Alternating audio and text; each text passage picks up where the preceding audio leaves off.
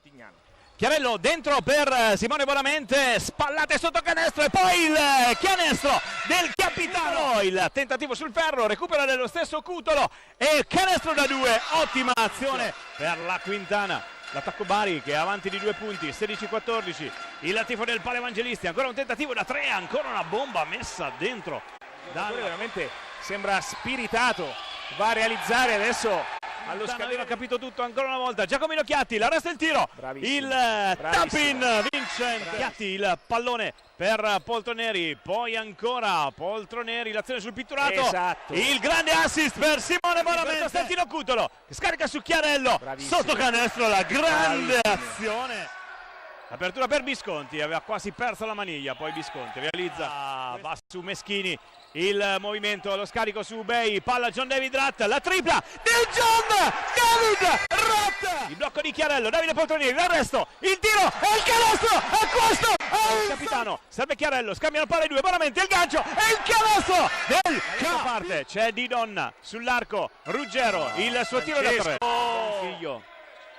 Chiede palla il lontanissimo Bonessio, Bonfiglio decide di fare tutto da solo, lo fa benissimo. Per il cuore biancorosso di Perugia, la Quintana.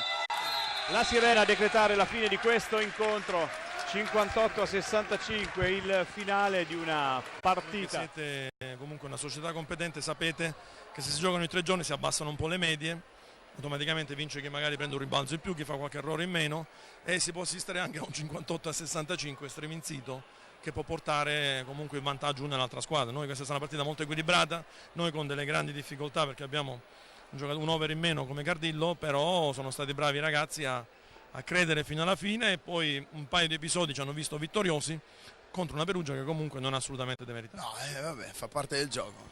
Abbiamo fatto una partita di un'intensità e di una finalmente anche di coraggio di tutti quanti, perché bene o male non si è tirato indietro nessuno. La partita va punto a punto, noi abbiamo avuto 3 occasioni con 5 metri per tirare smarcati e non abbiamo fatto canestro negli ultimi 3 minuti e poi siamo ricascati un'altra volta nel regalare 2 tiri liberi alla squadra avversaria che non segnava da 1 ora e mezzo e che sopra di 3 è potuto andare un'altra volta sopra i 5 e non è uguale. Non è la stessa cosa. Gli unici 2 errori che abbiamo fatto sono stati quei 2. Perché abbiamo combattuto, abbiamo giocato a viso aperto, hanno attaccato anche quelli più giovani, hanno fatto loro la partita. Secondo me Giacomo ha giocato con la mano, gli si muoveva la mano, così, cioè non gli possiamo dire